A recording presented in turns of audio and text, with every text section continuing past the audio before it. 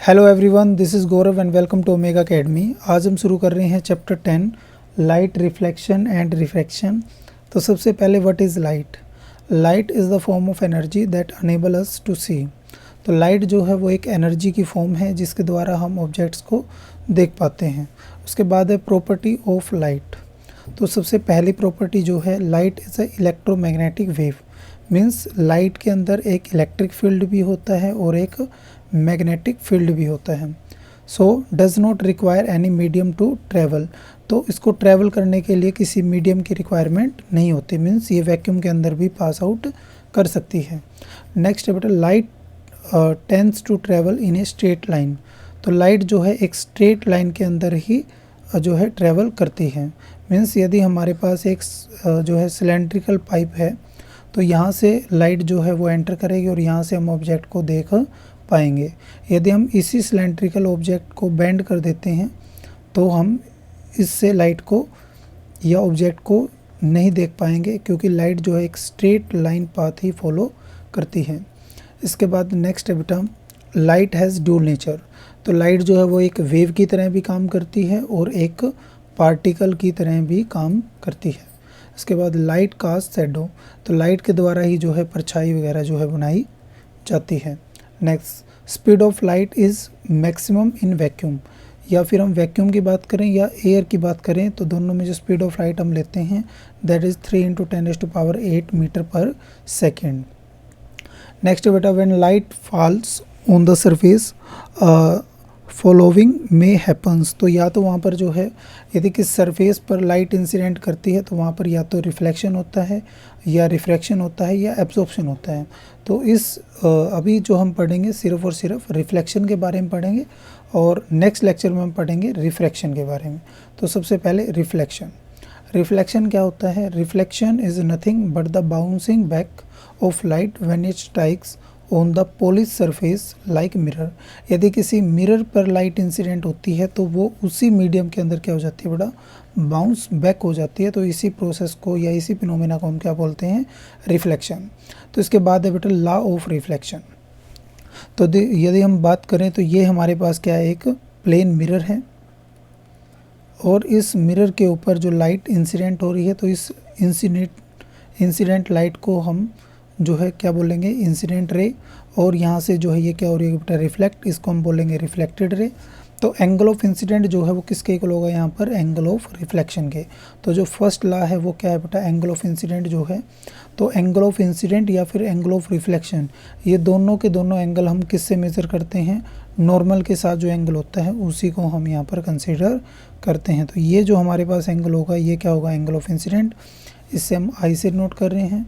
और ये जो होगा हमारे पास एंगल ऑफ रिफ्लेक्शन, तो ये जो रिफ्लेक्टेड एंगल होगा इसको हम आर से नोट करते हैं। तो यहाँ पर जो एंगल आई होगा वो किसके इक्वल होगा बेटा? एंगल आर के इक्वल होगा। Next, the incident ray and the reflected ray and the normal at the point of incident all lies in same plane. तो यहाँ पर जो है इंसिडेंट रे है, नॉर्मल जो है और रिफ्लेक्टेड रे, तीनों की तीनों जो है ये सेम प्लेन के अंदर क्या करेंगे बेटा? लाई करेगी। सेम प्लेन के अंदर ये लाई करेंगे। नेक्स्ट है बेटा इमेज। तो यदि हम इमेज की बात करें, इमेज क्या होती है बेटा? It is the point where at least two light rays actually meet और अपीयर टू मीट। तो उसे हम क्या बोलेंगे बेटा? इमेज। तो यहाँ पर दो टाइप की हम इमेज पढ़ेंगे, एक होती है रियल इमेज और दूसरी होती है वर्चुअल इमेज। तो सबसे पहले हम बात करें रियल इमेज। रियल इमेज क्या होती है बेटा? यदि दो लाइट एक्चुअल में कहीं पर मीट करती हैं तो वहाँ पर जो इमेज बनती है वो कैसी होती है? Real image.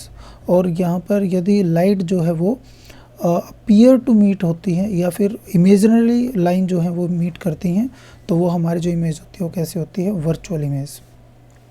यहाँ पर रियल इमेज होती है उसको हम स्क्रीन पर ऑब्टेन कर सकते हैं और वर्चुअल इमेज को हम स्क्रीन पर ऑब्टेन नहीं कर सकते। रियल इमेज ऑलवेज जो है इन्वर्टेड बनती हैं और जो वर्चुअल इमेज होती है वो कैसी बनती हैं? इरेक्ट बनती हैं। तो यहाँ पर जो रियल इमेज है उनका यूज़ किया जाता है सिनेमा हॉल के अंदर, और यहाँ पर जो वर्चुअल इमेज है इनका यूज़ किया जाता है प्लेन मिरर या कन्वेक्स मिरर का यूज़ करके इनको बनाया जाता है। तो नेक्स्ट बेटा image formed by plane mirror. तो ये हमारे पास क्या बेटा? एक प्लेन मिरर है और ए बी जो है यहाँ पर ऑब्जेक्ट है। ए भी जो है वो क्या है यहाँ पर ऑब्जेक्ट है, और यहाँ पर जो है ए डैश बी डैश जो है ये ऑब्जेक्ट से जो है इमेज है। तो यहाँ पर जो विशेषता होंगी, करेक्टरिस्टिक्स होंगी, तो इसकी क्या क्या करेक्टरिस्टिक्स रहेंगी। तो पहली करेक्टरिस्टिक्स जो है वो है यहाँ पर जो इमेज बनेगी वो कैसी होगी बेटा, वर्चुअल एंड इरेक्ट होगी। तो यहाँ पर देखो बेटा ऑब्जेक्ट यदि हमारा ए ऑब्जेक्ट है तो इसकी इमेज जो है बेटा ए डैश ये भी कैसी होगी, इरेक्ट होगी। और कैसी होगी, वर्चुअल, क्योंकि यहाँ पर एक्चुअल में रे ऑफ लाइट मीट नहीं कर रही है। यहाँ से इंसिडेंटल रे आई और यहाँ से क्या होगी बेटा, रिफ्लेक्ट बैक। यहाँ से इंसिडेंट रे आई और यहाँ से क्या होगी, ये रिफ्लेक्ट। तो एक्चुअल में यहाँ पर कोई भी रे इंसिडेंट नहीं हुई, लेकिन यहाँ पर जो वर्चुअल लाइन है या वर्चुअल रे जो है वो आपस में क्या हुई है, इंटरसेक्ट। तो यहाँ पर जो इमेज बनेगी वो कैसी होगी, वर्चुअल होगी। नेक्स्ट जो है size of image is equal to size of object. तो दोनों का जो साइज़ है वो क्या रहेगा बेटा, सेम रहेगा। ऑब्जेक्ट और इमेज दोनों का साइज़ क्या होगा, सेम। इसके बाद है image is formed as far behind the mirror. यहाँ पर मीन्स यहाँ पर जो ऑब्जेक्ट का डिस्टेंस होगा और जो इमेज का डिस्टेंस होगा वो दोनों क्या होंगे, सेम होंगे। नेक्स्ट जो फोर्थ पॉइंट है यहाँ पर वो क्या है बेटा, लैटरल इन्वर्टेड। इसका क्या मतलब, यदि हम यहाँ पर एक लेटर लेते हैं ई, तो इसकी जो इमेज हमें मिलेगी वो कुछ इस टाइप की इमेज हमें मिलेगी, मतलब ये क्या होगी, लेटरली इन्वर्टेड होगी। तो ये जो चारों की चारों क्या होंगी बेटा, इसकी करेक्टरिस्टिक्स होंगी किसकी, एक प्लेन मिरर की। इसके बाद यदि हम बात करें बेटा स्फेरिकल मिरर, स्फेरिकल मिरर जो है वो दो टाइप के हम पढ़ते हैं। एक होता है कन्वेक्स मिरर और दूसरा होता है कनकेव मिरर। कन्वेक्स मिरर वो मिरर होते हैं जिसमें जो रिफ्लेक्टिंग सरफेस है वो क्या हो बेटा, कर्ड आउटवर्ड हो या बाहर की तरफ जो है कर्ड हो, या फिर कह सकते हैं जो कनकेव मिरर होंगे वो कैसे होंगे बेटा, जो कर्ड इनवर्ड हो या फिर अंदर की तरफ जो है कर्ड सरफेस हो जिसका रिफ्लेक्टिंग, उसको हम क्या बोलेंगे, कनकेव मिरर। तो यहाँ पर यदि हम कन्वेक्स की बात करें तो यहाँ पर जो रिफ्लेक्टिव सरफेस होगा वो क्या होगा बेटा, कर्ड आउटवर्ड होगा। कन्वेक्स मिरर के अंदर ये कर्ड आउटवर्ड होगा और कनकेव मिरर के अंदर क्या होगा, ये इनवर्ड होगा। तो कनकेव मिरर कुछ इस टाइप का होगा और जो पीछे जो है इसकी ये क्या होगा बेटा, पॉलिश सरफेस होगा। और कन्वेक्स मिरर हमारे पास कुछ इस टाइप का होगा जिसमें पॉलिश जो है इनसाइड में होगी। तो इसी को हम डाइवर्जिंग मिरर भी बोलते हैं। मींस यहाँ पर जो लाइट आएगी उसको ये क्या करेगा, डाइवर्ज करेगा, मतलब इधर क्या कर देगा बेटा, डाइवर्ज कर देगा। और इसी कनकेव मिरर को हम क्या बोलते हैं, कन्वर्जिंग मिरर। मतलब यहाँ पर जो लाइट आएगी वो उसको क्या करेगा, एक पॉइंट पे जो है कन्वर्ज कर देगा, जो फोकस होता है। तो फोकस के ऊपर क्या कर देगा, लाइट को कन्वर्ज कर देगा। इसके बाद बेटा मिरर का जो है साइन कन्वेंशन। तो साइन कन्वेंशन से पहले हम कुछ बेसिक चीज़ें हैं वो यहाँ पर स्टडी करते हैं। तो सबसे पहला जो है यहाँ पर किसी भी मिरर में एक पोल होता है और सारे के सारे डिस्टेंस जो है वो पोल से ही मेज़र किए जाते हैं। यदि हम एक कार्टेशियन प्लेन की बात करें तो ये जो पोल होता है ये 0 0 पर क्या करता है बेटा, लाई करता है। तो ये जो एक्सिस होती है, जो पोल सेंटर फोकस से पास आउट होती है, इसको हम बोलते हैं प्रिंसिपल एक्सिस। इसके बाद जो पोल होगा बेटा वो क्या होता है बेटा, सेंटर ऑफ स्फेरिकल मिरर, उसे हम क्या बोलेंगे, पोल।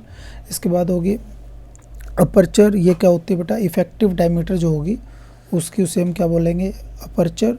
इसके बाद सेंटर ऑफ कर्वेचर। एक्चुअल में जो स्फेरिकल मिरर होता है वो एक स्पीयर का पार्ट होता है और एक स्पीयर का क्या होगा बेटा, सेंटर, और जो सेंटर होगा उसी को क्या बोलेंगे, सेंटर ऑफ कर्वेचर। इसकी जो रेडियस होगी उसे हम क्या बोलेंगे, रेडियस ऑफ कर्वेचर।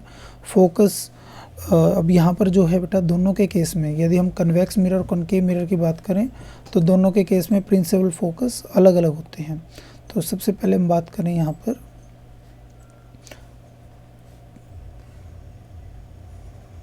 तो ये हमारे पास कनकेव मिरर। तो कनकेव मिरर का जो प्रिंसिपल फोकस होता है वो लेफ़्ट साइड में होगा, तो ये प्रिंसिपल फोकस होगा। और यदि कन्वेक्स मिरर की बात करें तो यहाँ पर प्रिंसिपल फोकस जो होगा ये क्या होगा बेटा, यहाँ पर राइट साइड में होगा। तो प्रिंसिपल फोकस क्या होगा, जहाँ पर all the parallel light rays actually meet और appear to meet after reflection. इसके बाद है बेटा focal length, the distance between the pole and the focus, इसे हम क्या बोलेंगे, फोकल लेंथ। हेलो एवरीवन, आज हम समझेंगे rule for making ray diagram by concave mirror. तो कनकेव मिरर में हम किस तरीके से जो है इमेज फॉर्म करते हैं।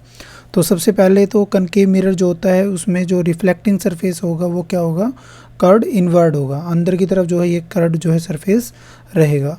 तो इसमें 4 रूल हमने याद रखने हैं। तो पहला रूल क्या है कि कोई भी रे ऑफ लाइट जो पैरेलल टू प्रिंसिपल एक्सिस आएगी तो वो हमारी फोकस से पास आउट होगी। कोई भी रे ऑफ लाइट यदि पैरेलल टू प्रिंसिपल एक्सिस आती है तो वो फोकस से क्या होगी बेटा, पास आउट होगी। तो ये हमारे पास क्या होगा, फर्स्ट रूल। सेकंड रूल है a ray passing through principal focus of a concave mirror will emerge parallel to principal axis after reflection। Means कोई भी रे ऑफ लाइट यदि फोकस से पास आउट होगी तो वो पैरेलल टू प्रिंसिपल एक्सिस चली जाएगी। तो ये हमारे पास क्या है बेटा, सेकंड रूल है। थर्ड रूल क्या है, कोई भी रे ऑफ लाइट यदि सेंटर से पास आउट होती है तो वो रिफ्लेक्ट बैक हो जाती है। तो यहाँ पर इस फिगर में थोड़ी सी प्रॉब्लम है। तो बेसिकली क्या है, यहाँ पर ये जो फोकस ना होकर ये क्या है, यहाँ पर सेंटर ऑफ कर्वेचर है कि कोई भी रे ऑफ लाइट यदि सेंटर ऑफ कर्वेचर से आएगी तो वापस वो क्या हो जाएगी, रिफ्लेक्ट बैक हो जाएगी। नेक्स्ट जो फोर्थ रूल है बेटा वो है कि कोई भी रे ऑफ लाइट यदि पोल पर इंसिडेंट होती है तो वो सेम एंगल पे क्या होगी, रिफ्लेक्ट होगी। मीन्स यहाँ पर जो एंगल आई है वो किसके इक्वल होगा, एंगल आर के इक्वल होगा। तो यहाँ पर हम चारों के चारों रूल पढ़ चुके हैं। तो पहला रूल क्या था, कोई भी रे ऑफ लाइट यदि पैरेलल टू प्रिंसिपल एक्सिस आएगी तो वो कहाँ से पास आउट होगी बेटा, वो फोकस से पास आउट होगी। ये फर्स्ट रूल था।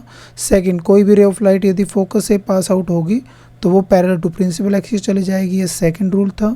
और कोई भी रे ऑफ लाइट यदि सेंटर ऑफ कर्वेचर से पास आउट होती है तो वो वापस क्या हो जाएगी बेटा, सेम पाथ पे रिफ्लेक्ट बैक हो जाएगी।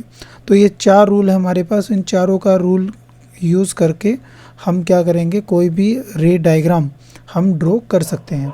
तो सबसे पहला जो रे डायग्राम है बेटा वो है when an object at infinity. यदि कोई ऑब्जेक्ट हमारा कहाँ पर प्लेस्ड है, इन्फिनिटी पर है, तो इस केस में जो इमेज है वो कहाँ पर बनेगी बेटा, फोकस पे बनेगी। हमने पढ़ा था कि कोई भी रे ऑफ लाइट यदि पैरेलल टू प्रिंसिपल एक्सिस आती है तो वो कहाँ पर इंसिडेंट होगी, वो फोकस पे इंसिडेंट होगी।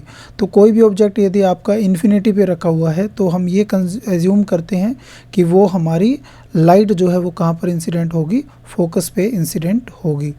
नेक्स्ट यहाँ पर जो इमेज होगी बेटा वो कैसी होगी, रियल एंड इन्वर्टेड होगी।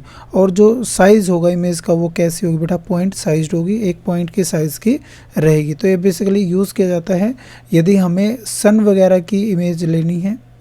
सन की यदि हम इमेज लेना चाहते हैं तो कहाँ पर इमेज बनेगी, फोकस पे। और ये जो सन है इस मिरर से कितने डिस्टेंस पे होगा, इन्फिनिटी डिस्टेंस पे होगा। Next, when object is placed beyond C. यदि कोई ऑब्जेक्ट सी से काफ़ी दूर रखा हुआ है, ये इन्फिनिटी पर ना होकर कहीं सी से काफ़ी दूर रखा हुआ है, तो इस केस में हमारी जो इमेज है वो कहाँ पर बनेगी। तो वही इस पहला जो हमने रूल यूज़ किया था बेटा, यहाँ से एक पैरेलल टू प्रिंसिपल एक्सिस आएगी, वो लाइट फोकस से पास आउट होगी। और सेकंड, सेंटर ऑफ कर्वेचर से जो पास आउट होगी वो रिफ्लेक्ट बैक हो जाएगी। तो यहाँ पर दोनों जो रेज होंगी वो आपस में एक्चुअल में क्या करेंगे बेटा, मीट करेंगे। तो हमने बात की थी कि जो रियल इमेज होती है, तो रियल इमेज के केस में क्या होता है कि जो रेज हैं वो आपस में एक्चुअल में क्या करते हैं बेटा, मीट करती है। तो यहाँ पर वो एक्चुअल में मीट करेंगे तो इमेज कहाँ पे बनेगी, सी और एफ के बीच में बनेगी। और कैसी होगी, रियल होगी और इन्वर्टेड होगी। और साइज़ कैसा होगा बेटा, डिमिनिश्ड होगा, मीन्स स्मॉल साइज़ की होगी, स्मॉल साइज़ की होगी as compare to object. Next है बेटा यहाँ पर, when object is placed at C. यदि कोई ऑब्जेक्ट सी पर ही प्लेस्ड है, मतलब सेंटर ऑफ कर्वेचर पर ही प्लेस्ड है, तो उस केस में जो इमेज है वो कैसी बनेगी बेटा, यहाँ पर इमेज जो है वो रियल होगी और इन्वर्टेड होगी और सेम साइज़ की होगी। जितना ऑब्जेक्ट है उतनी ही इमेज जो है हमें यहाँ पर मिलेगी। इसके बाद है बेटा fourth case, when object is placed between F and C. यदि ऑब्जेक्ट हमारा एफ और सी, सेंटर ऑफ कर्वेचर और फोकस के बीच में रखा हुआ है, तो इस केस में जो इमेज है वो कहाँ पर बनेगी बेटा, इस केस में जो इमेज है वो कहाँ पर बनेगी, बियॉन्ड सी बनेगी। तो यहाँ पर वही रूल हमने यूज़ किया बेटा। पहला जो रूल है, यहाँ पर जो ray of light parallel to principal axis जा रही है वो फोकस से पास आउट हो जाएगी, और जो सेंटर ऑफ कर्वेचर से लाइट जाएगी वो क्या होगी बेटा, रिफ्लेक्ट बैक हो जाएगी। तो ये आपस में इधर तो कहीं पर मिलेंगी नहीं है, तो सेंटर से दूर जाकर कहीं ना कहीं ये आपस में मीट करेगी, और यहाँ पर एक्चुअल में ये मीट कर रही है, तो इसका मतलब जो इमेज होगी वो कैसी होगी बेटा, रियल होगी, और रियल के साथ साथ कैसी होगी, इन्वर्टेड होगी, और जो साइज़ होगा वो क्या होगा बेटा, इस केस में एनलार्ज होगा। इसके बाद है when object is placed at focus, यदि कोई ऑब्जेक्ट हमारा फोकस पर ही प्लेस्ड है तो उस केस में जो इमेज है वो कहाँ पर बनेगी बेटा, इमेज हमारी जो है इन्फिनिटी पर बनेगी, क्योंकि यहाँ पर जो लाइन आएंगी दोनों की दोनों कैसी होंगी, पैरेलल लाइंस होंगी, वो कहीं पर भी मीट नहीं करेगी। तो पोजीशन ऑफ इमेज जो है वो क्या होगी बेटा, एट इन्फिनिटी, और कैसी होगी, ये रियल होगी और इन्वर्टेड होगी और हाईली एनलार्ज होगी, कैसी होगी, हाईली एनलार्ज। इसके बाद नेक्स्ट जो हमारे पास है बेटा सिक्स्थ केस, इसमें यदि ऑब्जेक्ट हमारा पोल और फोकस के बीच में रखा हुआ है तो उस केस में जो इमेज है वो कहाँ बनेगी बेटा, बिहाइंड द मिरर, मिरर के पीछे जो है इमेज बनेगी। तो ये सबसे इम्पोर्टेंट केस है बेटा, ये आपने बहुत अच्छे से याद रखना है। इससे पहले जितने भी केस हमने पढ़े हैं हर एक केस में हमारे पास जो इमेज बन रही थी वो कैसी थी बेटा, रियल थी एंड इन्वर्टेड थी। लेकिन सिर्फ एक केस यहाँ पर ये है जहाँ पर इमेज जो है हमारे पास कैसी बन रही है बेटा, इस केस में जो इमेज होगी वो वर्चुअल होगी और इरेक्ट होगी, और इसके साथ साथ कैसी होगी बेटा, एनलार्ज होगी, और इसके साथ साथ क्या होगी, एनलार्ज होगी। इसका मतलब यहाँ पर जो सबसे पहली रे ऑफ लाइट जाएगी parallel to principal axis focus से पास आउट हो जाएगी, और सेकंड जो सेंटर ऑफ कर्वेचर से जाएगी वो रिफ्लेक्ट बैक हो जाएगी। तो यहाँ पर कहीं पर भी ये जाकर आपस में मीट नहीं करेंगे, आपस में इनके बीच का डिस्टेंस क्या होगा बेटा, यहाँ पर बढ़ता जाएगा, डिस्टेंस जो है इनके बीच का आपस में बढ़ता जाएगा।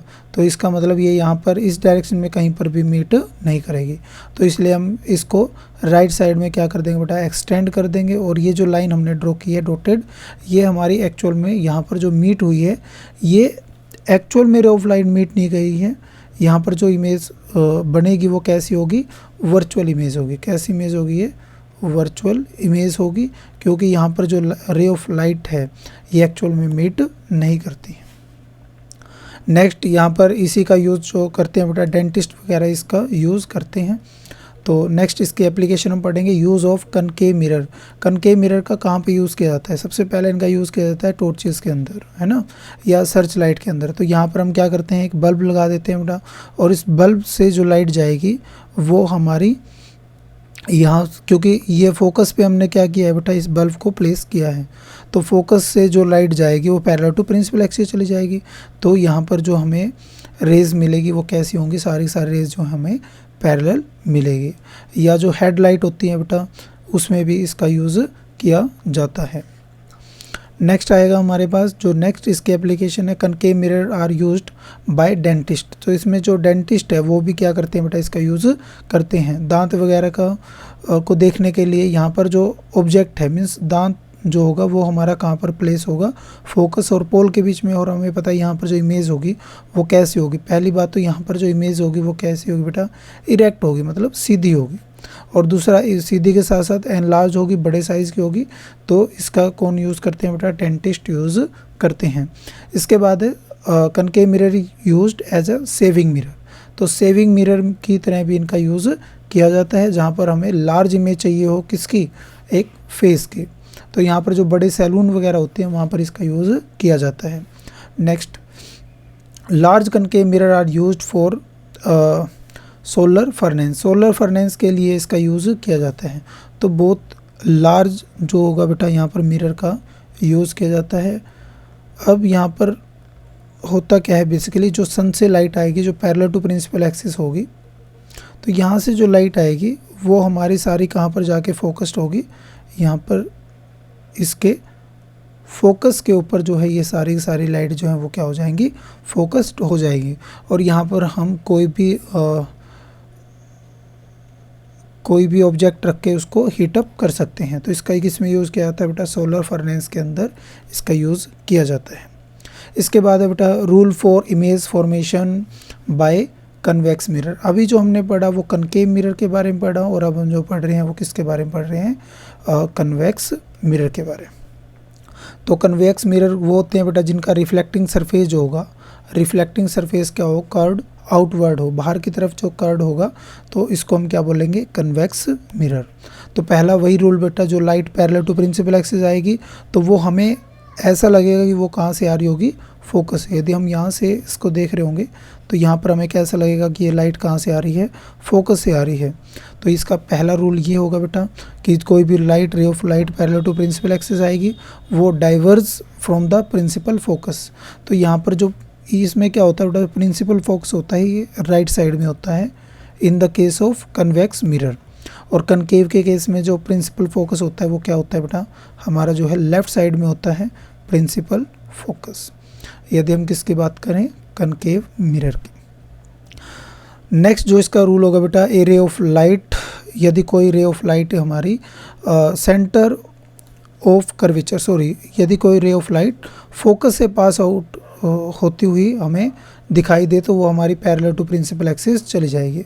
मीन्स कोई भी रे ऑफ लाइट यदि डायरेक्टेड हो किधर, टुवार्ड द फोकस, तो वो हमारी क्या हो जाएगी बेटा, पैरेलल टू प्रिंसिपल एक्सिस चली जाएगी। तो ये हमारे पास क्या हुआ, सेकंड रूल। इसके बाद है बेटा थर्ड रूल। थर्ड रूल क्या है, ए रे directed toward the centre of curvature, यदि कोई ray of light centre of curvature की तरफ क्या हो, डायरेक्टेड हो, तो ये क्या हो जाएगी बेटा, रिफ्लेक्ट बैक हो जाएगी। तो ये हमारे पास क्या होगा, थर्ड रूल। और उसके बाद जो फोर्थ रूल है वो सेम है बेटा, यहाँ पर जो यदि पोल पे इंसिडेंट होगी तो इस केस में एंगल ऑफ इंसिडेंट जो है वो एंगल ऑफ रिफ्लेक्शन के इक्वल होगा। इसके बाद है बेटा रे diagram for image formation by convex mirror. तो कन्वेक्स मिरर के अंदर हमारे पास बहुत ज़्यादा रे डायग्राम होते नहीं हैं, तो यहाँ पर सिर्फ 2 ही रे डायग्राम जो हम ड्रॉ करते हैं। तो पहला जो रे डायग्राम है वो है ऑब्जेक्ट यदि हमारा कहाँ पर प्लेस्ड है, इन्फिनिटी पर। तो यदि हमारा ऑब्जेक्ट इन्फिनिटी पर है तो हमने पढ़ा था बेटा, कोई भी रे ऑफ लाइट यदि इन्फिनिटी से आ रही होगी तो वो कहाँ पर डायरेक्टेड होगी, टुवार्ड द फोकस। अब जो फोकस पर डायरेक्टेड हो तो वो हमारी कहाँ चली जाएगी, यहाँ पर कोई भी रे ऑफ लाइट यदि पैरेलल टू प्रिंसिपल एक्सिस आएगी तो वो किसकी तरफ डायरेक्टेड होगी, फोकस की तरफ डायरेक्टेड होगी। लेकिन अब यहाँ पर लाइट जो है इसके इन साइड में तो आ ही नहीं सकती है, क्योंकि हमने इस मिरर में इसके इनर पार्ट को तो क्या कर रखा है, पॉलिश कर रखा है। तो यहाँ से क्या होगी बेटा, लाइट हमारी क्या हो चली जाएगी, यहाँ से डाइवर्ज हो जाएगी। तो इसीलिए इसको डाइवर्जिंग मिरर भी बोलते हैं। तो यहाँ पर जो इमेज होगी तो वह कहाँ पर बनेगी बेटा, फोकस पे बनेगी। यदि हम देखेंगे तो हमारी इमेज जो है वो कैसी होगी बेटा, यहाँ पर फोकस पे होगी और पॉइंट साइज़ की होगी, और उसके साथ साथ कैसी होगी, वर्चुअल होगी एंड इरेक्ट होगी। कोई भी इमेज जो होगी बेटा यदि इरेक्ट है तो वो साथ में क्या होगी, वर्चुअल भी होगी। नेक्स्ट है इमेज, यदि हमारा ऑब्जेक्ट कहाँ पर प्लेस्ड है, बिटवीन पोल एंड इन्फिनिटी। पोल और इन्फिनिटी के बीच में कहीं पर भी यदि हमारा ऑब्जेक्ट प्लेस है तो उस केस में हमारी जो इमेज है वो कहाँ पर बनेगी, तो पहली ray of light parallel to principal axis आएगी बेटा, और वो कहाँ से जाती हुई हमें दिखाई देगी, प्रिंसिपल फोकस से।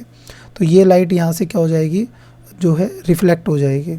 और नेक्स्ट जो रे ऑफ लाइट जाएगी वो प्रिंसिपल सेंटर ऑफ कर्वेचर की तरफ डायरेक्टेड होगी, तो वो क्या हो जाएगी बेटा, रिफ्लेक्ट बैक हो जाएगी।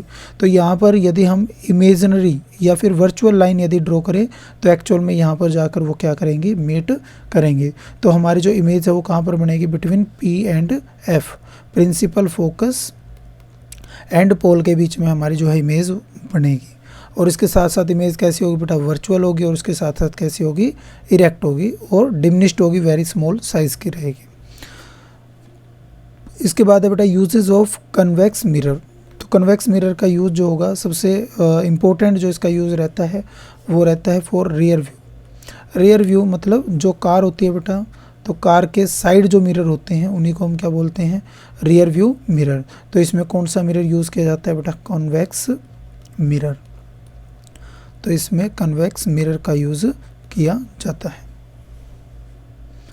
नेक्स्ट है बेटा, यहाँ पर जो मिरर है ये हमें ऑलवेज कैसी इमेज देता है बेटा, इरेक्ट और डिमिनिश्ड इमेज देता है, स्मॉल साइज़ की इमेज देगा। और यहाँ पर वाइडर फील्ड होता है व्यू का, मतलब इतना सारा जो यहाँ पर ये जो एरिया है, ये जो फील्ड है, ये जो वाइडर फील्ड है, यहाँ पर हमें जो है व्यू मिल जाता है इमेज का।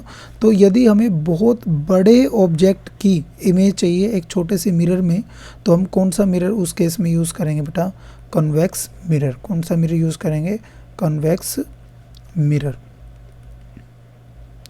यदि हमें बहुत बड़े ऑब्जेक्ट की छोटी सी इमेज यहाँ पर चाहिए तो हम कौन सा मिरर यूज़ करेंगे, कन्वेक्स मिरर। तो यहाँ पर जो ब्लाइंड टर्न होते हैं तो वहाँ पर भी कौन से मिरर का यूज़ किया जाता है बेटा, कन्वेक्स मिरर। अब ब्लाइंड टर्न क्या होते हैं, सपोज यहाँ पर एक रोड है बेटा और एक रोड यहाँ पर है, तो इधर से जो व्हीकल आ रहे हैं और इधर से व्हीकल आ रहे हैं एक दूसरे को देख ही नहीं पाएंगे, तो यहाँ पर हम क्या करते हैं, एक कन्वेक्स मिरर प्लेस करते हैं। तो यहाँ पर कौन सा मिरर यूज़ किया जाता है, कन्वेक्स मिरर यूज़ किया जाता है। और यहाँ पर एज अ सिक्योरिटी मिरर भी इसका यूज़ किया जाता है। सिक्योरिटी मतलब सीसीटीवी कैमरा जो होते हैं उनके अंदर भी इनका यूज़ किया जाता है।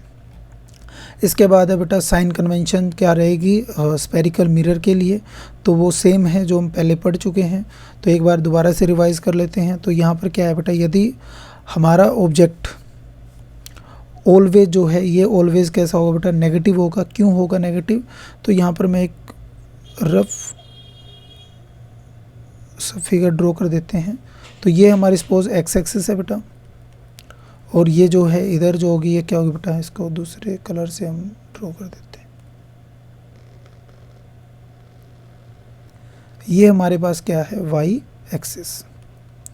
तो जो भी distance y distance y axis के ऊपर होंगे, ऊपर की तरफ ये क्या होंगे, पॉजिटिव, नीचे की तरफ होंगे वो कैसे होंगे, नेगेटिव।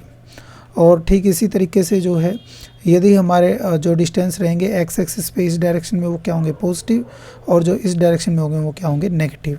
तो यहाँ पर कुछ रूल है बेटा, जो ऑब्जेक्ट है वो ऑलवेज किस साइड में रखा जाता है, लेफ्ट साइड में। तो यू की जो वैल्यू होगी वो ऑलवेज कैसी रहेगी, नेगेटिव रहेगी। उसके बाद है बेटा focal length of concave mirror. तो ये हमारा क्या था बेटा, एक कनकेव मिरर। तो मैंने बताया था इसमें जो प्रिंसिपल फोकस होता है वो इस डायरेक्शन में होता है, मतलब लेफ़्ट साइड में होता है। तो ये प्रिंसिपल फोकस है, और प्रिंसिपल फोकस से लेकर पोल तक की डिस्टेंस को हम क्या बोलते हैं, फोकल लेंथ। तो यहाँ पर जो फोकल लेंथ होगी कनकेव मिरर के लिए कैसी होगी, नेगेटिव होगी। कैसी होगी बेटा, नेगेटिव। और इसके अपोजिट यदि हम बात करें किसकी बेटा, कन्वेक्स मिरर की, तो कन्वेक्स मिरर के केस में यहाँ पर क्या होता है बेटा, प्रिंसिपल फोकस। और इसका प्रिंसिपल फोकस क्योंकि राइट साइड में है तो इसलिए यह क्या होगा बेटा, पॉजिटिव होगी। तो यहाँ पर फोकल लेंथ जो रहेगी वो कैसी होगी, पॉजिटिव रहेगी। आई थिंक आपको ये क्लियर हो गया होगा। तो नेक्स्ट हम बात करते हैं बेटा मिरर फॉर्मूला। तो मिरर फॉर्मूला जो होता है बेटा, यहाँ पर 1/v, v के इसका डिस्टेंस होगा बेटा, ये इमेज का डिस्टेंस रहेगा, u जो है ये ऑब्जेक्ट का डिस्टेंस रहेगा, और ये f जो है स्मॉल f जो ये क्या होगी बेटा, फोकल लेंथ होगी। तो यहाँ पर साइन कन्वेंशन आपने याद रखना है, u ऑलवेज कैसा होगा, नेगेटिव होगा, u ऑलवेज कैसा रहेगा, नेगेटिव।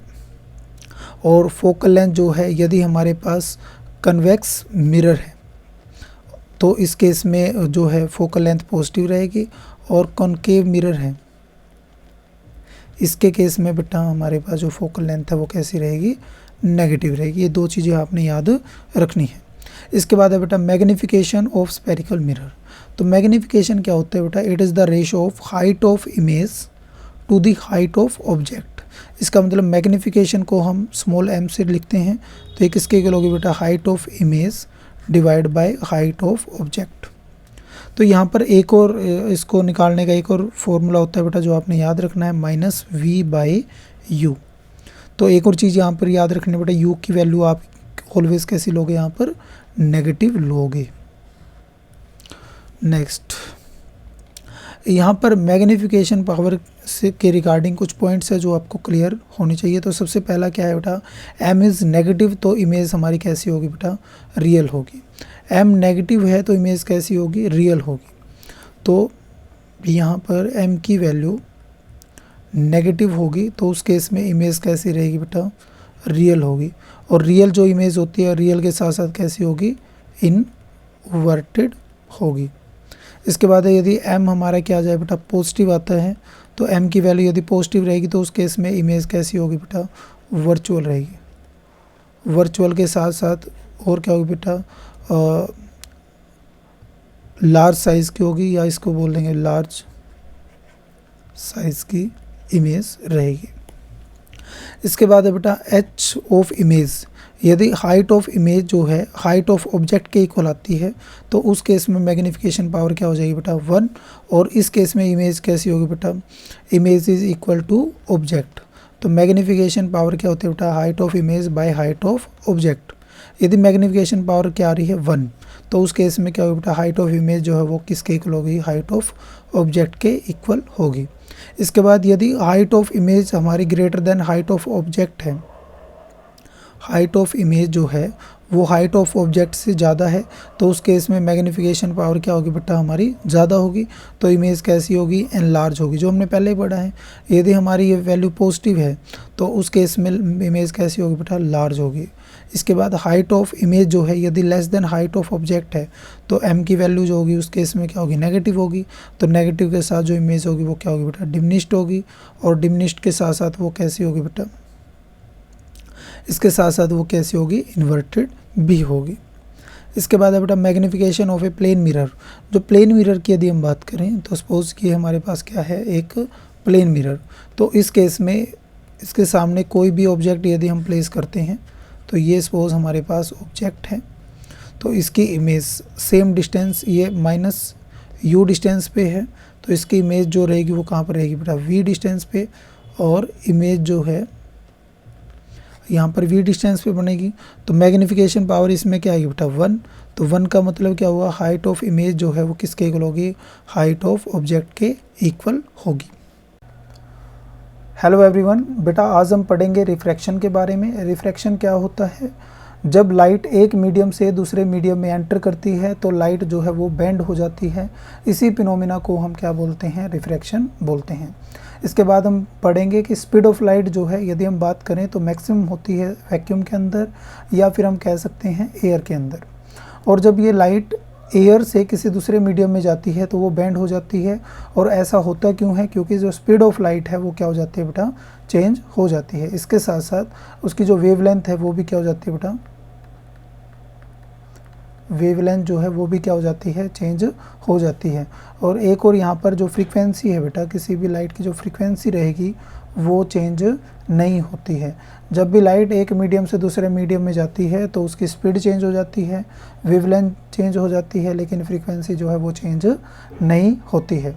इसके कुछ एग्जांपल्स हम पढ़ते हैं बेटा रिफ्रैक्शन की वजह से जो होते हैं। तो सबसे पहला क्या है बेटा इसमें, कि जो स्विमिंग पूल है उसका जो बॉटम होता है तो हमें ऊपर की तरफ दिखाई देता है। किसकी वजह से होता है, रिफ्रैक्शन की वजह से होता है। और यहाँ पर यदि हम पेंसिल की बात करें तो यदि ये वाटर के अंदर डिप होगी पेंसिल तो आपको ये यहाँ से बेंड दिखाई देगी। ये भी किसकी वजह से होता है बेटा, रिफ्रैक्शन की वजह से होता है। तो लेमन जो होते हैं बेटा, यदि हम एक गिलास के अंदर लेमन रखते हैं तो उसका जो साइज़ है हमें थोड़ा सा बड़ा दिखाई देता है। ये भी किसकी वजह से होता है, रिफ्रैक्शन की वजह से होता है। या फिर हम बात करें कि एक ग्लास स्लैब के थ्रू यदि हम किसी डिजिट को पढ़ते हैं तो वो जो लेटर हैं वो हमें कैसे दिखाई देंगे बेटा, वो रेज्ड या ऊपर की तरफ उठे हुए दिखाई देंगे। ये सारी जो एप्लीकेशन है या ये सारे जो है एग्जाम्पल्स हैं ये किसके होंगे, रिफ्रैक्शन के होंगे। तो यहाँ पर हम जो इसका टॉपिक सबसे इम्पोर्टेंट रहता है बेटा वो होता है refraction through a glass slab.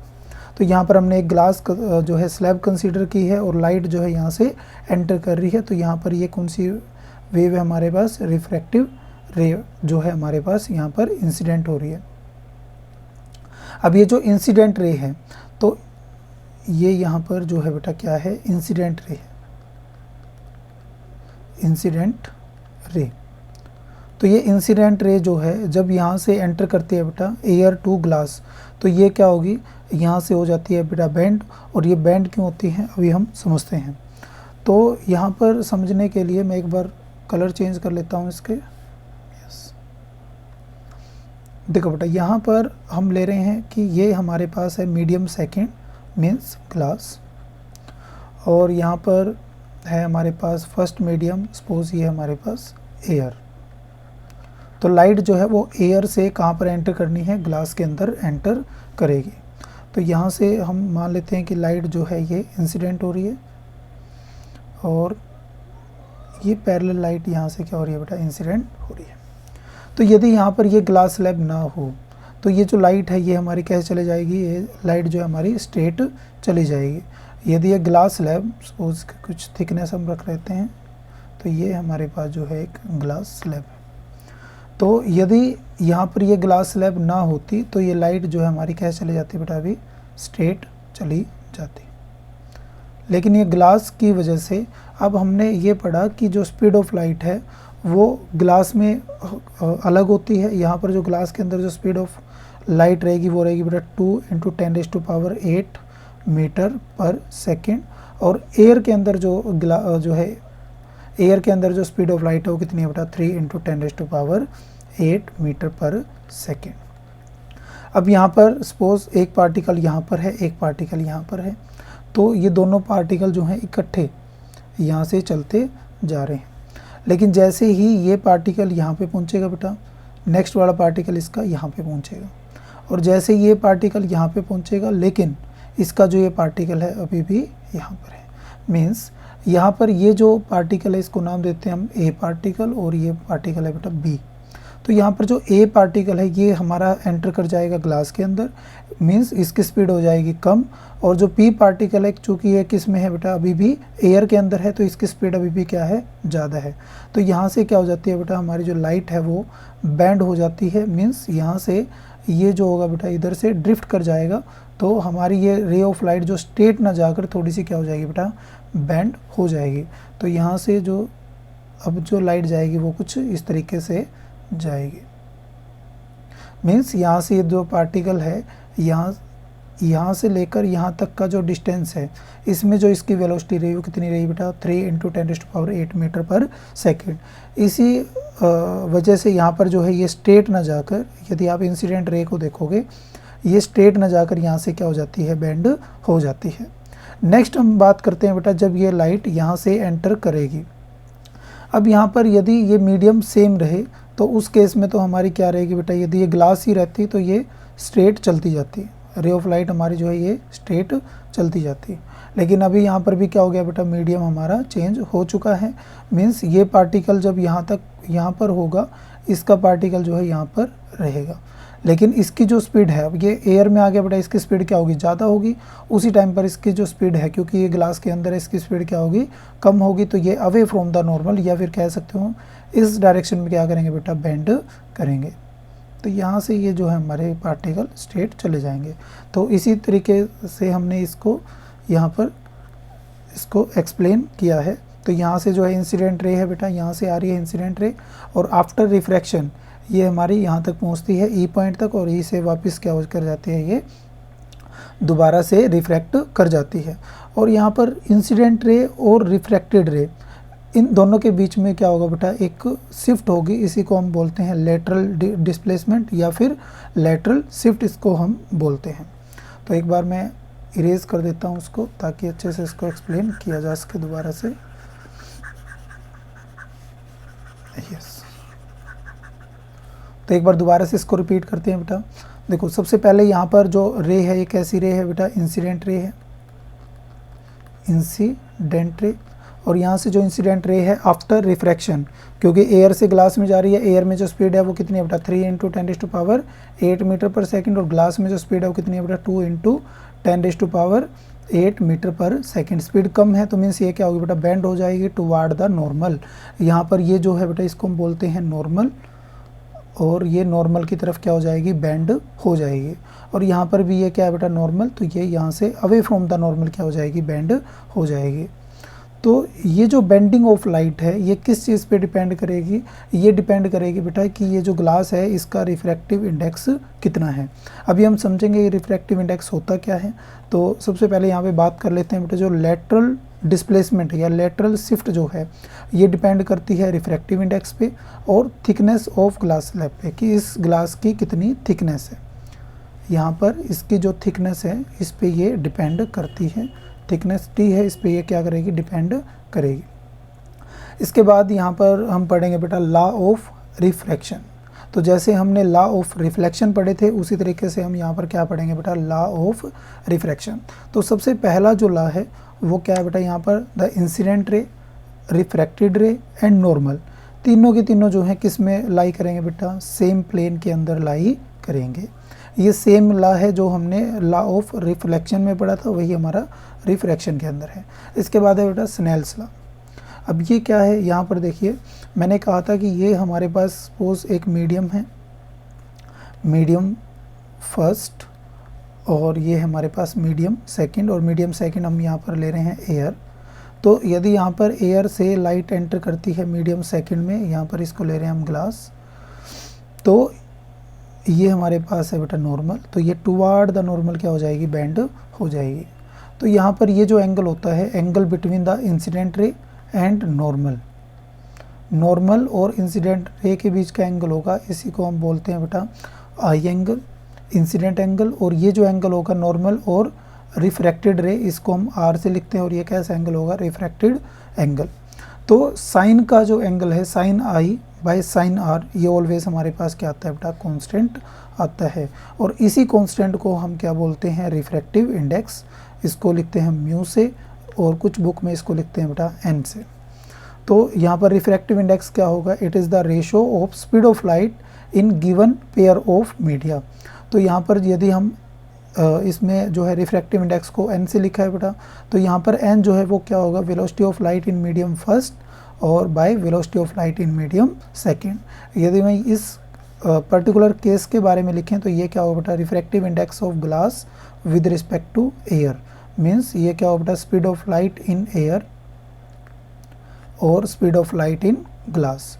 और speed of light in air हमें पता है बेटा कितनी होती है, this is 3 × 10⁸ metre per second, और ग्लास के केस में कितनी होगी बेटा, 2 × 10⁸ मीटर पर सेकेंड। और इसको कट करेंगे तो हमारे पास 3/2 बचेगा। इसका मतलब refractive index of glass with respect to air हमारे पास कितना आएगा बेटा, 1.5 आएगा।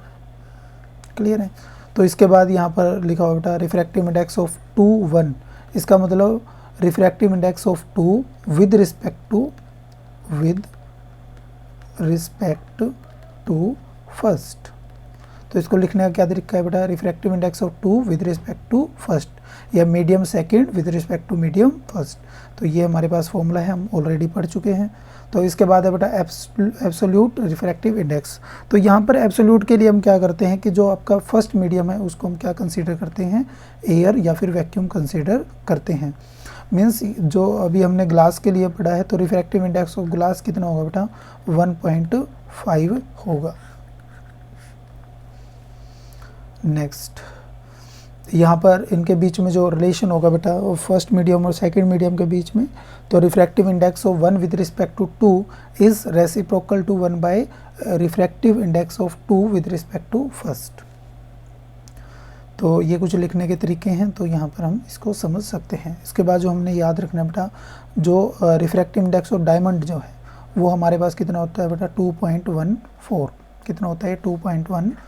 इसका मतलब क्या हुआ कि जो स्पीड ऑफ लाइट है, यदि हम डायमंड के में बात करें तो ये क्या होती है बेटा, ये होगी 1/2.42 टाइम्स लेस देन वैक्यूम। जो वैक्यूम में स्पीड होगी उससे कितनी लेस देन होगी बेटा, 1.242 टाइम्स लेस होगी। इसके बाद होता है बेटा ऑप्टिकल डेंसर मीडियम। तो ऑप्टिकल डेंसर मीडियम वो मीडियम होगा जिसमें स्पीड ऑफ लाइट क्या होगी, कम होगी, या फिर कह सकते हैं जिसका रिफ्रैक्टिव इंडेक्स क्या होगा, ज़्यादा होगा। नेक्स्ट है बेटा ऑप्टिकल रेयर मीडियम, वही जिसमें स्पीड ऑफ लाइट क्या होगी, ज़्यादा होगी, या फिर जिसका रिफ्रैक्टिव इंडेक्स क्या होगा, कम होगा। ये वही रूल है जो अभी हम पढ़ चुके हैं कि जब भी लाइट हमारी रेयर टू डेंसर मीडियम में जाएगी, रेयर मतलब जैसे हम एयर की बात कर रहे हैं, और डेंसर मीडियम जैसे हम ग्लास की बात कर रहे हैं या फिर वाटर की बात कर रहे हैं, सारे क्या होंगे, एयर के रिस्पेक्ट में जो है डेंसर होंगे। तो यहाँ पर जो लाइट है वो टुवार्ड द नॉर्मल क्या करेगी, बेंड करेगी, नॉर्मल की तरफ ये क्या करेगी, बेंड करेगी। और यदि हम बात करें कि लाइट यदि हमारी डेंसर टू रेयर मीडियम जा रही है, तो उस केस में जो है light away from the normal जो है वो बेंड करेगी। तो लाइट एक्चुअल में इस पाथ में जाना था उसको, लेकिन वो क्या करेगी बेटा, अवे फ्रॉम द नॉर्मल क्या कर जाएगी, बेंड कर जाएगी। इसके बाद है बेटा reflective index of a medium does not depend on physical density. इसका क्या मतलब है, इसका मतलब ये है बेटा कोई भी जो है सब्सटेंस यदि फिजिकली यदि डेंसर है, दैट मीन्स वो उसका रिफ्रैक्टिव इंडेक्स भी ज़्यादा हो, ऐसा ज़रूरी नहीं है। जैसे हम बात करें बेटा कैरोसिन ऑयल की, तो कैरोसिन ऑयल जो है वैसे उसकी डेंसिटी क्या है, कम है ना। कैरोसिन ऑयल की यदि हम बात करें तो कैरोसिन ऑयल की डेंसिटी क्या है, कम है, लेकिन उसका रिफ्रैक्टिव इंडेक्स क्या है, ज़्यादा है। मीन्स कैरोसिन ऑयल क्या है बेटा, ऑप्टिकली तो क्या है, डेंसर है, लेकिन वैसे फिजिकली वो क्या है, वाटर के रिस्पेक्ट में क्या होगा, कम डेंसर होगा, है ना। इसके बाद हम बात करते हैं बेटा स्फेरिकल लेंस की। इससे पहले हम स्फेरिकल मिरर पढ़ चुके हैं, अभी हम बात करेंगे स्फेरिकल लेंसेज की। तो लेंसेज जो हैं दो टाइप के हो सकते हैं बेटा, एक तो होते हैं हमारे पास कन्वेक्स लेंस और दूसरे होते हैं कनकेव लेंस। तो कन्वेक्स लेंस वो होते हैं बेटा जो थिन फ्रॉम द कॉर्नर, जो कॉर्नर से क्या हो, थिन हो, जैसे यहाँ पर ये है, कॉर्नर से क्या होंगे बेटा, ये थिन होंगे, और थिक एट सेंटर, सेंटर पे क्या होंगे बेटा, ये थिक होंगे, जैसे यहाँ पर है, और इनको क्या बोलते हैं बेटा, कन्वर्जिंग लेंस भी बोलते हैं। इसके बाद ये जो होंगे बेटा कनकेव, ये कैसे होंगे, thick from the corner, corner पे क्या होंगे, ये थिक होंगे और थिन एट द सेंटर, और इनको कैसे लेंस बोलते हैं, डाइवर्जिंग लेंस बोलते हैं। इसके बाद कुछ ये टाइप होते हैं बेटा, इसको प्लेनो कन्वेक्स और बाई कन्वेक्स, प्लेनो कन्वेक्स और plano concave and by concave lens इनको बोलते हैं। Next, rule for image formation by convex lens. Convex lens के अंदर हम इमेज कैसे फॉर्म करते हैं, तो जैसे हमने मिरर के कुछ रूल पढ़े थे, वैसे ही जो है लेंस के कुछ रूल होते हैं। तो सबसे पहला रूल क्या होगा, कोई भी रे ऑफ लाइट यदि पैरेलल टू प्रिंसिपल एक्सिस आएगी और वो कहाँ से पास आउट करेगी बेटा, फोकस से पास आउट करेगी, और फर्स्ट रूल हमारे पास रहेगा। सेकंड रूल वही बेटा, कोई भी रे ऑफ लाइट यदि फोकस से पास आउट करेगी तो पैरेलल टू प्रिंसिपल एक्सिस चली जाएगी, सेकंड रूल। थर्ड रूल, कोई भी रे ऑफ लाइट यदि पोल पर, ऑप्टिकल सेंटर, जैसे वहाँ पर बेटा पोल होता था वैसे ही लेंस के केस में क्या होता है, ये ऑप्टिकल सेंटर होता है। तो कोई भी रे ऑफ लाइट यदि ऑप्टिकल सेंटर से जा रही है तो वैसे ही वो स्ट्रेटली पास कर जाएगी विदाउट एनी डेविएशन। तो इसके बाद हम इमेज फॉर्मेशन पढ़ते हैं बेटा कन्वेक्स लेंस के लिए। तो कन्वेक्स लेंस में यदि ऑब्जेक्ट हमारा कहाँ पर हो, इन्फिनिटी पे हो, जैसे सन की हम बात कर रहे हैं, है ना, कोई भी स्टार हम लेके चल रहे हैं यहाँ पर, तो जो इमेज बनेगी वो कहाँ पर बनेगी बेटा, ये फोकस पे बनेगी, और कैसी होगी, रियल होगी और इन्वर्टेड होगी, और पॉइंट साइज़ की होगी, डिमिनिश्ड होगी, है ना, हाईली डिमिनिश्ड होगी, मतलब पॉइंट साइज़ की हमें इमेज मिलेगी। उसके बाद यदि ऑब्जेक्ट हमारा 2f से दूर रखा हो, मतलब बियॉन्ड 2f हो, मतलब 2f हमारे पास ये है, इससे दूर रखा हो, तो उस केस में इमेज जो है हमारी कहाँ पर बनेगी बेटा, f2 और 2f के बीच में बनेगी। तो यहाँ पर हमारी जो है इमेज बन रही है बेटा, दो ही रूल इन्होंने लिए हैं, पहला parallel to principal axis focus से पास आउट, और दूसरी ऑप्टिकल सेंटर से पास आउट। इमेज कैसी होगी बेटा, रियल बनेगी और कैसी होगी, डिमिनिश्ड होगी। इसके बाद यदि ऑब्जेक्ट हमारा 2f पे ही प्लेस्ड है तो उस केस में इमेज कैसी होगी बेटा, रियल होगी और इन्वर्टेड होगी, और कहाँ पर बनेगी, 2f पर ही बनेगी और सेम साइज़ की होगी, है ना, कैसी होगी, सेम साइज़ की होगी। इसके बाद ऑब्जेक्ट यदि हमारा f और 2f के बीच में रखा हो, मीन्स यदि हम 2f की बात करें तो ये बेसिकली सेंटर ऑफ कर्वेचर इसको बोल सकते हैं, सेंटर बोल सकते हैं, क्योंकि जो ये लेंस होता है बेटा ये किससे बनता है, यदि हम इसको थोड़ा सा ड्रॉ करें तो वेट ए मिनट, तो ये 2 स्फीयर से बनता है, 2 स्फीयर को हम कट करके क्या बनाते हैं, एक लेंस बनाते हैं। तो इसमें क्या है बेटा, यहाँ पर 2 स्फीयर है, एक इधर और एक इस सरफेस के लिए, ये जो है हमारे पास स्फीयर होगा, तो एक इसका सेंटर होगा स्फीयर का और एक इसका सेंटर होगा। तो यहाँ पर f1 और 2f के बीच में यदि ऑब्जेक्ट रखा हुआ है तो उसकी इमेज कहाँ बनेगी बेटा, बियॉन्ड 2f बनेगी, 2f से दूर बनेगी, और कैसी होगी, रियल, इन्वर्टेड होगी और एनलार्ज, मतलब लार्ज साइज़ की इमेज यहाँ पर बनेगी। इसके बाद यदि ऑब्जेक्ट हमारा f1 पर प्लेस्ड है तो इस केस में जो इमेज होगी कहाँ पर बनेगी, इन्फिनिटी पर बनेगी और रियल एंड इन्वर्टेड होगी। तो ऑब्वियस सी बात है, यदि रियल है तो वो इन्वर्टेड तो होगी ही। इसके बाद कैसी होगी, हाईली एनलार्ज होगी। इसके बाद यदि ऑब्जेक्ट जो है हमारा f1 और ऑप्टिकल सेंटर के बीच में रखा हुआ है तो उस केस में जो है इमेज हमारी क्या बनेगी बेटा, सेम साइड में बनेगी। यहाँ पर देखिए, यदि यहाँ पर f और ऑप्टिकल सेंटर के बीच में ऑब्जेक्ट रखा हुआ है तो पैरेलल टू प्रिंसिपल एक्सिस आएगी, कहाँ से लाइट पास करेगी बेटा, फोकस से, और सेकंड यहाँ पर जो पोल से जाएगी बेटा वो हमारे यहाँ से पास आउट करेगी। अब इस डायरेक्शन में तो ये कहीं पर भी मीट नहीं करेगी क्योंकि इनके बीच का डिस्टेंस यहाँ पे बढ़ता जा रहा है। तो ये इसी डायरेक्शन में, यदि हम इस डायरेक्शन से देखेंगे तो हमारी इमेज जो है इस सेम साइड में बनेगी जहाँ पर ऑब्जेक्ट हमने प्लेस किया है, और कैसी होगी, वर्चुअल होगी, इरेक्ट होगी। वर्चुअल है तो इरेक्ट तो होगी ही, इसके साथ साथ कैसी होगी, एनलार्ज होगी। तो इसी प्रोसेस के लिए हम इसको मैग्नीफाइंग लेंस भी बोलते हैं। इसी प्रोसेस की वजह से इसको क्या बोलते हैं हम, मैग्नीफाइंग लेंस बोलते हैं।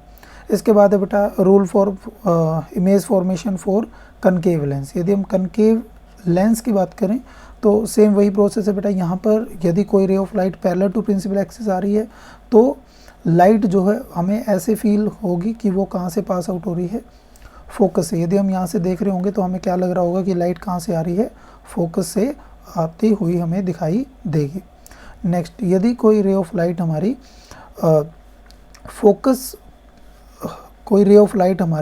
फोकस पे इंसिडेंट होगी तो उस केस में जो है हमारी light parallel to principal axis चली जाएगी। थोड़ा सा यहाँ पर, तो ये लाइट जो हमारी पैरेलल टू प्रिंसिपल एक्सिस चली जाएगी। नेक्स्ट है बेटा जो ऑप्टिकल सेंटर, उसके लिए सेम रूल है, तो यहाँ से ये स्ट्रेटली क्या करेगी, पास आउट करेगी। तो यहाँ पर जो फर्स्ट इमेज फॉर्मेशन होगी जब हमारा ऑब्जेक्ट कहाँ पर है बेटा, इन्फिनिटी पर है।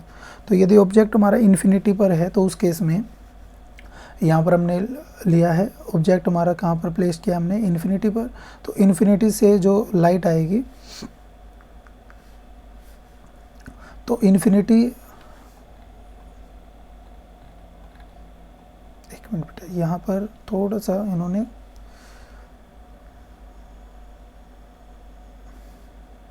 ये जो केस है बेटा ये हमारे पास इन्फिनिटी के लिए है।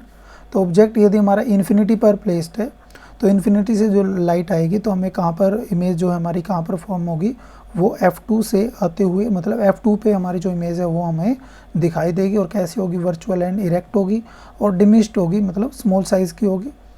और यहाँ पर यदि हमारा ऑब्जेक्ट कहाँ पर है, ये इन्फिनिटी नहीं है बेटा, ये है हमारा ऑप्टिकल सेंटर से और इन्फिनिटी के बीच में यदि ऑब्जेक्ट रखा हुआ है तो उस केस में हमारी जो इमेज है, तो यहाँ पर देखिए इन्फिनिटी और ऑप्टिकल सेंटर के बीच में यदि ऑब्जेक्ट रखा हुआ है तो उस केस में यहाँ पर हमारा क्या है, ये ऑब्जेक्ट है। तो ray of light parallel to principal axis आएगी तो फोकस से पास आउट होती हुई हमें दिखाई देगी, और दूसरी जो ऑप्टिकल सेंटर से आएगी वो हमारी स्ट्रेट चली जाएगी।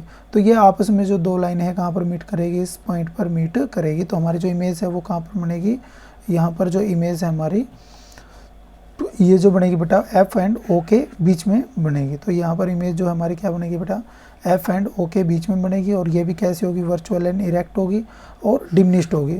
दोनों में सेम ही केस है बेटा, बस यहाँ पर नहीं याद रखना है, दोनों में वर्चुअल इरेक्ट बनेगी और डिमिनिश्ड बनेगी। इसमें दो ही केस आते हैं, जैसे हमने लास्ट टाइम कन्वेक्स मिरर के केस में देखे थे वैसे ही यहाँ पर कनकेव लेंस के केस में हम पढ़ते हैं। अब इसके बाद है बेटा साइन कन्वेंशन। तो साइन कन्वेंशन कैसे होती है, तो वही सेम प्रोसेस है बेटा। यहाँ पर साइन कन्वेंशन जैसे हमने मिरर में पढ़ा था वैसे ही साइन कन्वेंशन यहाँ पर होती है, लेकिन यहाँ पर जो डिस्टेंस आप वहाँ पर ऑप्टिकल पोल से आप जितने डिस्टेंस कंसीडर करते हैं यहाँ पर वही डिस्टेंस हम ऑप्टिकल सेंटर से कंसीडर करते हैं। इसके बाद जो फोकल लेंथ होगी बेटा, कन्वेक्स लेंस के लिए वो पॉजिटिव हम लेते हैं और कनकेव लेंस के लिए नेगेटिव लेते हैं।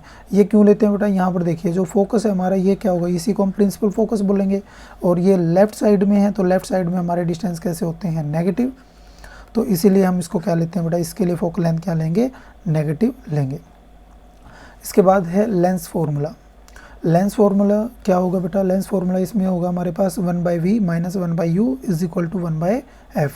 जैसे हमने मिरर के केस में पढ़ा था मिरर फार्मूला, वो क्या था बेटा, 1/v plus 1/u is equal to 1/f। और यहाँ पर जो है वो क्या है बेटा, माइनस साइन आ जाता है।